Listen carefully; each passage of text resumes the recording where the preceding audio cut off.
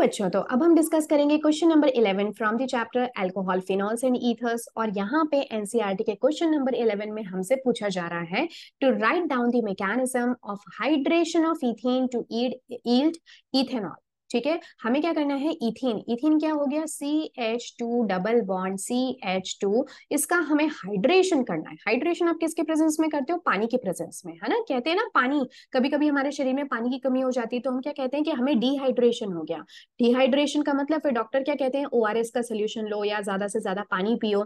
तो ज्यादा से ज्यादा पानी पियोगे, ORS पियोगे, तो उसके थ्रू आप कर क्या रहे हो, अपनी बॉडी के अंदर जो वाटर की कमी हो गई है उसको वापस से फुलफिल कर रहे हो। तो हाइड्रेशन का मतलब किससे होता है, हमेशा ही वाटर से होता है, ये ध्यान रखना। कई बार बच्चे हाइड्रेशन को हाइड्रोजिनेशन से थोड़ा कंफ्यूज हो जाते हैं, बट हाइड्रोजिनेशन का मतलब होता है हाइड्रोजन का एडिशन, है ना। हाइड्रोजिनेशन जो वर्ड है वो किससे रिलेटेड है, हाइड्रोजन, यानी H2 से आप याद कराते हो। लेकिन हाइड्रेशन जो होता है वो किससे रिलेटेड है, वाटर से। ठीक है, तो ये छोटी छोटी सी कुछ बातें हैं, इसको आप लोग ध्यान रखना। ओके, तो यहाँ पे हमें क्या कराना है, हाइड्रेशन करवाना है टू यील्ड इथेनॉल। ठीक है, तो हम क्या बनाना चाहते हैं, CH2, यहाँ पे H आ गया, यहाँ पे CH2OH आ गया। ठीक है, क्योंकि ये सिमेट्रिकल मॉलिक्यूल है तो यहाँ पे कोई खास फर्क नहीं पड़ता। लेकिन यहाँ पे आप करवा एडिशन रिएक्शन रहे हो, अगर ये अनसिमेट्रिकल होता तो ये बहुत इंपॉर्टेंट हो जाता कि हम ये देखते कि यहाँ पे मार्कोनिकॉफ्स प्रोडक्ट बनेगा एंटी मार्कोनिकॉफ्स रूल के अकॉर्डिंग, या फिर एंटी मार्कोनिकॉफ रूल को फॉलो करते हुए एंटी मार्कोनिकॉफ्स प्रोडक्ट बनेगा। ठीक है, बट ये सिमेट्रिकल है इसलिए यहाँ पे कहीं पे भी OH लग सकता है। हालांकि अब हम बात कर लेते हैं इसके मैकेनिज्म की। Let's see how it happens. तो यहाँ पे दो तीन कुछ स्टेप्स होते हैं जिनको हमें फॉलो करना होता है। So in the first step you can see, सबसे पहले आप एल्कीन का प्रोटोनेशन कर देते हो, फिर एक न्यूक्लियोफिलिक अटैक होता है, और फिर क्या होता है, डीप्रोटोनेशन होता है। तो एक बार देख लेते हैं इसको हम, हालांकि बहुत सिंपल है और हम कई बार इसको पहले भी कर चुके हैं। सो प्रोटोनेशन ऑफ एल्कीन। ठीक है, एल्कीन सबसे पहले तो आपके पास एल्कीन है जिसका कि प्रोटोनेशन होगा किसके प्रेजेंस में, वाटर की प्रेजेंस में। अब ये जो वाटर होता है ना, ये प्लेन न्यूट्रल वाटर नहीं होता है, ये एसिडिक वाटर होता है। तो एसिडिक वाटर होने की वजह से यहाँ पे एसिड्स आप सभी जानते हो, एसिड्स कौन होते हैं। अगर हम बात करें अर्हेनियस एसिड्स की, तो अर्हेनियस थ्योरी में हमने पढ़ा था कि एसिड्स वो होते हैं जो कि H+ आयन को रिलीज करते हैं। ठीक है, तो जो एसिड्स हैं, जब मैं कह रही हूँ एसिडिक वाटर, इसका मतलब कि वहां पे H+ आयंस भी उस मीडियम के अंदर प्रेजेंट होंगे, जो कि कहाँ से आ रहे हैं, एसिड के थ्रू। तो ये कुछ प्रेजेंट होगा in the form of H3O+। तो हम देख सकते हैं ये है हमारे पास में H3O+, और ये कौन है, हमारे पास में है एल्कीन। कौन सा एल्कीन, इथीन। इसका मतलब दो कार्बन की चेन। अब क्या होता है कि ये जो है H3O+, ये ऑब्वियसली क्योंकि इसके ऊपर पॉजिटिव चार्ज है तो ये चाहता है कि ये वाटर की फॉर्म में बाहर निकल जाए। तो वाटर की फॉर्म में बाहर निकलने के लिए ये क्या चाहेगा कि इसको किसी तरह से हाइड्रोजन को रिलीज कर दे। अब हाइड्रोजन को लेने के लिए यहाँ पे बैठा कौन है, एक एल्कीन बैठा है, इथीन बैठा है। तो ये इथीन इस हाइड्रोजन को क्यों लेगा, क्योंकि जो एल्कीन्स होते हैं डबल बॉन्ड होने की वजह से ये इलेक्ट्रॉन डेंस होते हैं। इलेक्ट्रॉन डेंस है यानी कि इनके पास में ज्यादा इलेक्ट्रॉन की डेंसिटी है। तो ये अपने इलेक्ट्रॉन्स उस किसी स्पीशीज को देना चाहते हैं जिसके पास में इलेक्ट्रॉन की कमी हो।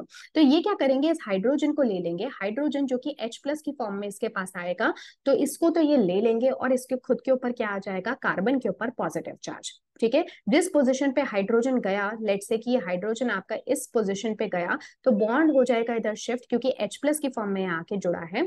ठीक है, मैं ये स्टेप यहाँ पे थोड़ा करके दिखा देती हूँ ताकि आप लोगों को ज्यादा कंफ्यूजन ना हो। सो लेट्स से कि H+ है जो कि यहाँ से रिलीज हुआ, और ये कार्बन है जिसने कि इस H+ को लिया। तो पहले स्टेप में क्या होगा कि ये जो आपका H+ है ये यहाँ पे जाके जुड़ जाएगा। लेट्स से कि डबल बॉन्ड अभी भी ऐसा का ऐसा है। ठीक है, तो जब ये H+ यहाँ पे आके जुड़ेगा तो ऑब्वियसली जो हाइड्रोजन के ऊपर पॉजिटिव चार्ज है वो तो क्या हो गया, सेटल डाउन हो गया, वो तो नॉर्मल हो गया। But your carbon has become positively charge. ठीक है, आपका कार्बन क्या हो गया, पॉजिटिवली चार्ज, क्योंकि कार्बन के ऊपर अब 5 बॉन्ड्स है जो कि पॉसिबल नहीं है।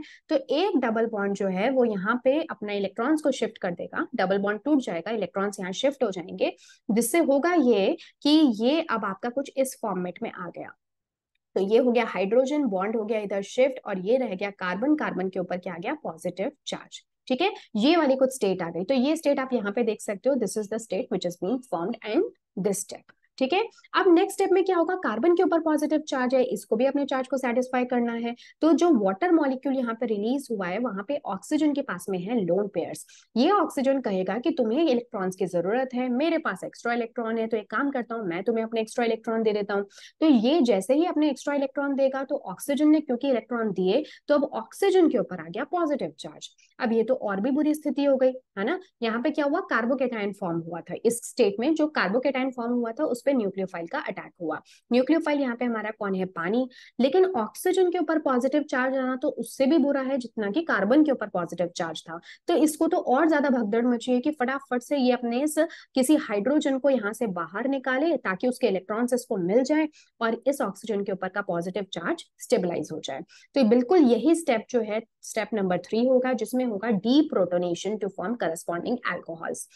तो जो दूसरा वाटर का मॉलिक्यूल है वो ले लेगा इस हाइड्रोजन को अपने साथ में, ये बॉन्ड इधर शिफ्ट हो जाएगा ऑक्सीजन के पास, and finally you get your OH on the adjacent carbon. यानी एक कार्बन के ऊपर तो लग गया हाइड्रोजन और उसके एडजेसेंट कार्बन पे लग गया OH।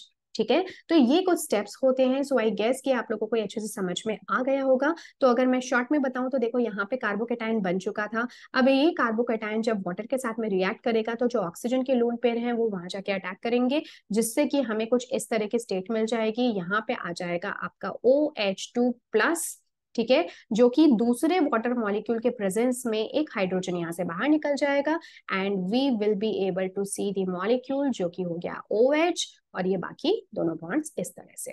तो यही हम करना चाह रहे थे। तो हम ये कह रहे हैं कि यहाँ पे हो क्या रहा है, एल्कीन का यानी कि इथीन का हाइड्रेशन।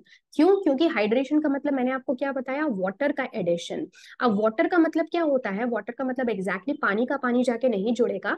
पानी के अंदर क्या है, हाइड्रोजन भी है और OH भी है। तो हम क्या कर रहे हैं, हमारे एल्कीन के अंदर एक तरफ तो हाइड्रोजन और एक तरफ OH, यानी एक तरीके से पूरा का पूरा वाटर मॉलिक्यूल हम ऐड कर रहे हैं एल्कीन के ऊपर। इस वजह से हम कह रहे हैं इसको हाइड्रेशन। और ये कहाँ देख सकते हो, तो आप देख सकते हो कि पहले ये जो थी ये एक एल्कीन थी, और एल्कीन से अब हमने क्या बना लिया, एल्कीन से हमने एल्कीन को हटा के वहां पे हाइड्रोजन और OH को जोड़ दिया। ठीक है, तो ये था हमारा क्वेश्चन। ये काफी सिंपल क्वेश्चन था और इस तरह के मैकेनिज्म हम पहले भी कई बार देख चुके हैं। सो आई एम श्योर कि अगर अब आप इस स्थिति में आ चुके हो कि अगर आपको रिएजेंट्स दिए जाएं तो आप रिएजेंट से खुद क्या कर सकते हो, रिएजेंट और रिएक्टेंट्स को रख के एक मैकेनिज्म खुद से भी ड्रॉ कर सकते हो। तो ये क्वेश्चन सिर्फ आपको वो इंसाइट देने के लिए है कि छोटे मोटे जो आपके रिएजेंट्स होते हैं, जैसे कि इस केस में वाटर है इन एसिडिक मीडियम, उनको आप किस तरह से ट्रीट करोगे, एक माइंडसेट आप वो डेवलप कर सको, ताकि आपको सारे मैकेनिज्म्स को हर वक्त याद रखने की जरूरत नहीं होती अनटिल एंड अनलेस वहां पे कोई यूनिक या स्पेशल स्टेप्स हो। जैसे कि इस क्वेश्चन में आप देख सकते हो ये सब यूजुअल रिएजेंट्स हैं। तो अब आपके अंदर एक विजन डेवलप हो जाना चाहिए कि अगर आपको ये रिएजेंट्स दिए जाएं, रिएक्टेंट आपको बताया जाए, तो आप किस तरह से मैकेनिज्म को ड्रॉ करके उनसे प्रोडक्ट को खुद डिजाइन कर सकते हो यूजिंग अ सर्टेन वे और मैकेनिज्म। ठीक है, सो यस, तो बहुत हो गया ज्ञान। अब हम इस सेशन को यहीं पे एंड करते हैं। तो इस क्वेश्चन में हमने क्वेश्चन नंबर 11 के मैकेनिज्म को बहुत डिटेल में डिस्कस किया है। अब हम नेक्स्ट क्लास में मिलेंगे जहां पे हम दूसरे क्वेश्चन नंबर 12 को डिस्कस करेंगे। So till then take care, thank you so much, keep practising, good bye. और अगर अभी तक आपने चैनल को सब्सक्राइब नहीं किया है तो बोलने की जरूरत तो नहीं है, लेकिन आप चैनल को सब्सक्राइब कर दो। ठीक है, मिलते हैं नेक्स्ट क्लास में।